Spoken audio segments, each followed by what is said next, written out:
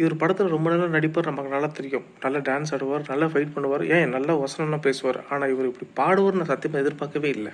ஒரு 2 வரி மெய்யழகனா மாறி எங்களுக்காக அந்த பாடலை வடிவேலன் இருக்கிறப்ப பாட சொல்றீங்க, இதெல்லாம் வம்பா இருக்கு. அவரு பின்னி எடுப்பாரு. ஆமா, எனக்கு தெரிஞ்ச ஒரு 2 லைன். பொன்மணி மேகலையாடுதே, உன் விழிதானிடம் தேடுதே, பெண்ணுடல் பார்த்ததும் நாணுதே, இன்பத்தில் வேதனையானதே,